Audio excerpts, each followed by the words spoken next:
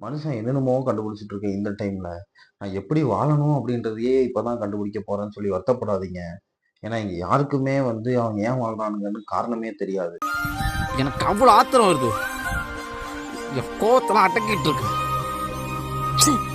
ப்பு. என்னடா வாழ்க்கை இது? மனுஷ வாழ்க்கை என் எச்சு துப்புறதை விட கேவலமா இருக்குடா என் வாழ்க்கை. சரி, ஓகே. வாழ்க்கைய வாழ்றதுக்கு முன்னாடி மேஸ்லோன்னு ஒருத்தரோட தியரி ஒண்ணு இருக்கு. டப்புன்னு ஆரம்பிச்சு டப்புன்னு முடிச்சிடுறேன். அதுக்கப்புறம் நம்ம எல்லாரும் சேர்ந்து ஒட்டுக்கா வாழ போவோம்.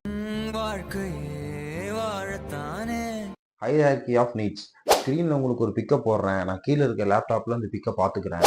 இந்த பொட்டியை எங்கேயோ பார்த்த மாதிரி இருக்குன்னு நினைச்சிட்டு ரொம்ப யோசிக்காதீங்க. நீங்க 12th எக்கனாமிக்ஸ் படிச்சிருந்தீங்கன்னா அதுல 20 மார்க்ல தான் இந்த கொஸ்டின் வந்திருக்குன்னு நினைக்கிறேன். அப்பயே நமக்கு வந்து வாழ்க்கையோட ஒரு பெரிய விஷயத்த சொல்லிக் கொடுக்கறதுக்கு ட்ரை பண்ணிருக்காங்க. ஆனா நம்ம மனப்பாடம் பண்ணி 20 மார்க்குக்காக அதை படிச்சுட்டு இருந்திருக்கோம். சரி, அதை விடுவோம். திருப்பி அந்த பிரமிட் பொட்டிக்கு போவோம். இந்த பொட்டியை கீழே இருந்து பார்க்கணும். Psychological needs, safety needs, belongings and love needs, esteem needs, self actualization. அதாவது basic needs, psychological needs, self fulfillment needs. இந்த பொட்டியிலிருந்து நான் இப்போ என்ன சொல்ல வரேன்னா, there is no point on thinking about relationship when you have no food in your home. Basic நீட்ஸை satisfy பண்ணாம சைக்காலஜிக்கல் நீட்ஸுக்கோ இல்ல செல்ஃப் ஃபுல்ஃபில்மெண்ட் நீட்ஸுக்கு போறதோ வேஸ்ட் தான். பேசிக் நீட்ஸ் ஸ்ட்ராங்கா இல்லைன்னா உங்களோட மொத்த பிரமிடுமே கொலாப்ஸ் ஆயிடுச்சு. Okay, let's get into the video. How to live your life, key to fulfilment. இதோ உங்களுக்காக. இந்த உலகத்தோட வயசு என்னன்னா 4.5 பில்லியன் இயர்ஸ். அந்த 4.5 பில்லியன் இயர்ஸ்ல 2 லட்சம் வருஷத்துக்கு முன்னாடி தான் ஹோமோசேப்பியன்ஸ் உருவானாங்க. அதாவது இன்னும் புரியுற மாதிரி சொல்லணும்னா 4.5 பில்லியன் இயர்ஸ் அப்படின்றத 1 இயருக்கு மாத்தினா 1 இயர்ல 23 மினிட்ஸ் தான் ஆச்சு இந்த மனுஷ பயிலுக இந்த உலகத்துல உலாவ ஆரம்பிச்சு. அந்த 23 நிமிஷத்துல உங்களோட வாழ்க்கை என்னோட வாழ்க்கை ஆஃப் அ செகண்ட் தான். நீங்க பல மில்லியன் பேத்து கூட சண்டையை போட்டு அந்த ஸ்பெர்ம் ரேஸ்ல ஜெயிச்சு வந்தது இந்த அரை நொடி வாழ்றதுக்கு தான். இப்போ உங்க வாழ்க்கை அரை நொடி தான் அப்படின்றது பிரச்சனை கிடையாது.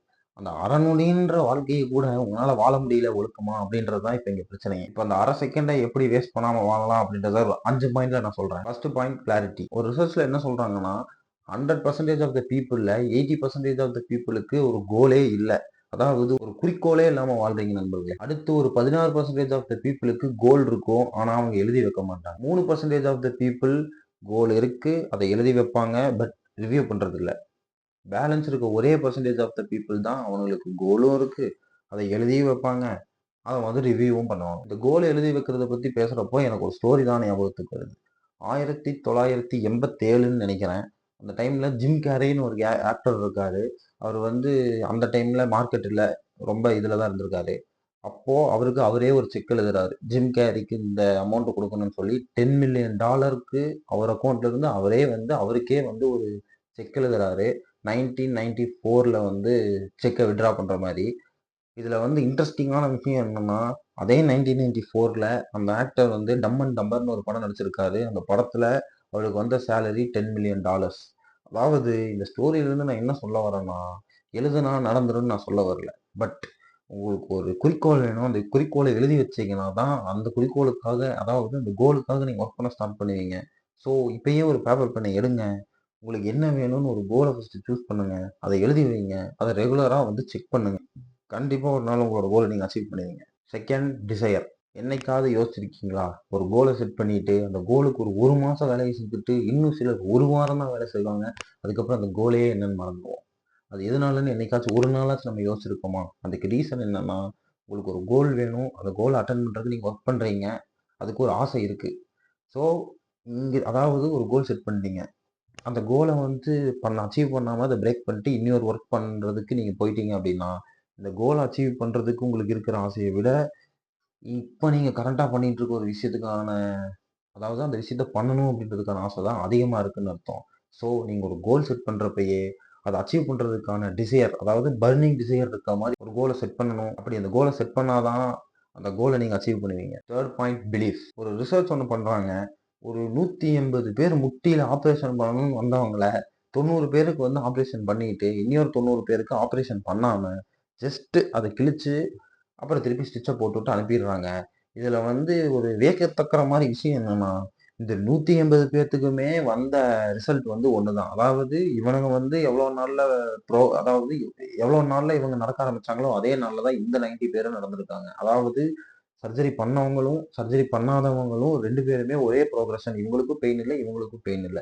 அது எப்படி முடியும் அப்படின்னா, ஆப்ரேஷன் பண்ண 180 பேருக்குமே அவங்க வந்து நம்பிட்டாங்க. ஓகே. நமக்கு ஆப்ரேஷன் வந்து பண்ணிட்டாங்க. நமக்கு வந்து சரியாயிடுச்சுன்ற ஒரு பிலீஃப். அந்த பிலீஃப்லயே பாதி பேத்துக்கு வலி தெரியாம போயிருச்சு. ஸோ ஒரு கோல செட் பண்றீங்க. அதுக்கு வந்து ஒரு பர்னிங் டிசையரோட அதுக்கு ஒர்க் பண்றீங்க. அத விட முக்கியமான விஷயம் நீங்க நம்பணும். அந்த கோல நீங்க அச்சீவ் பண்ணிருவீங்கன்னு சொல்லி நீங்க நம்புனா தான் அந்த கோல நீங்க அச்சீவ் பண்ணவே முடியும். 4த் நாலேட்ஜ்.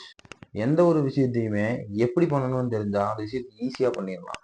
ஃபார் எக்ஸாம்பிள் உங்களுக்கு ஒரு 1,00,00,000 வேணும் அப்படின்னா, 15% ரிட்டர்ன் குடுக்கக்கூடிய ஒரு மியூச்சுவல் ஃபண்ட்ஸ்ன்னு வச்சுக்கலாம். 15% ரிட்டர்ன் குடுக்கக்கூடிய ஒரு மியூச்சுவல் ஃபண்ட்ஸ்ல 15 வருஷம் நீங்க ஒரு 15,000 இன்வெஸ்ட் பண்ணீங்கன்னா, உங்களுக்கு 15 வருஷம் முடிவுல ஒரு ரூ. 1,00,00,000 கையில இருக்கும். ஆனா, அதுக்கு நீங்க 15 வருஷம் வெயிட் பண்ணணும். இப்படியும் பண்ணலாம். இன்னியொரு ஐடியா என்ன? பிசினஸ் பண்றோம் அப்படின்னா, ஒரு 5 வருஷம் உங்களோட மொத்த உழைப்பையும் அதுல போட்டு ஒரு பிசினஸ பில்ட் பண்ணீங்கன்னா, ஒரு 5 வருஷத்துல ஒரு 1,00,00,000 வரும்னு வச்சுக்கலாம். ஆனா, அந்த பிசினஸ்ல வந்து என்ன பிரச்சனைன்னா, அது ஒரு அன்சர்டைனான விஷயம். அதாவது லாஸ் வரலாம். இல்ல நீங்க வந்து 1 இயர்லயே கூட அந்த ஒரு குரோர அச்சீவ் பண்ண முடியும். ஸோ பிசினஸ்ல இப்படி ஒரு அட்வான்டேஜ், இப்படி ஒரு டிஸ்அட்வான்டேஜும் இருக்கு. இன்னும் கொடூரமா இன்னொரு விஷயம் பண்ணலாம். ஒரு ரூ. 1,00,000 எடுத்துட்டு போய் எங்கேயாவது போய் சூதாட்டத்துல சேர்ந்துட்டு, அத வந்து ஒரு குறிப்பிட்ட டைம் நீங்க டபுள் பண்ணிட்டே இருந்தீங்கன்னா, அந்த 1,00,00,000 ஒரே நாள்ல கூட உங்களால அச்சீவ் பண்ண முடியும். ஆனா இதுல டிஸ்அட்வான்டேஜ் நீங்க 2வது டைமே கூட வந்து சம்பாரிச்ச காச விட்டுறலாம். ஸோ இது ரொம்ப டேஞ்சரான ஒரு விஷயம். இது மாரி உங்க கோல் ஒண்ணு செட் பண்றீங்க அப்படின்னா, அந்த கோல அச்சீவ் பண்றதுக்கு நெறைய வழி இருக்கும். அந்த ஒவ்வொரு வழிக்கும் ஒரு அட்வான்டேஜ், ஒரு டிஸ்அட்வான்டேஜ் இருக்கும்.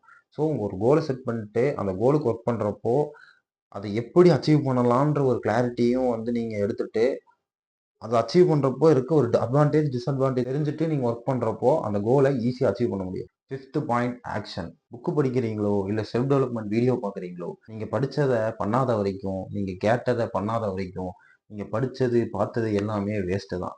அதே மாரி நான் சொன்ன 4 பாயிண்ட்ட இந்த வீடியோல பார்த்துட்டு, 5வது பாயிண்டான ஆக்ஷன பண்ணாம போயிட்டீங்கனாலும், மொத்த வீடியோவும் வேஸ்ட் தான்.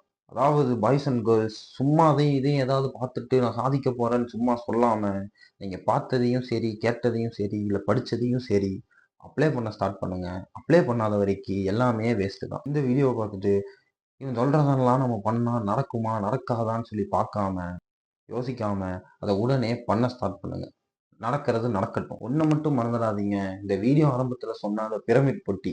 நீங்க கீழ இருக்க பேசிக் நீட்ஸ வந்து சாட்டிஸ்ஃபை பண்ணாம, எடுத்த உடனே ஒரு கோல செட் பண்ணி அந்த கோல சாதிக்க போறேன்னு சொல்லி போனீங்கனாலும் பண்ண முடியாது.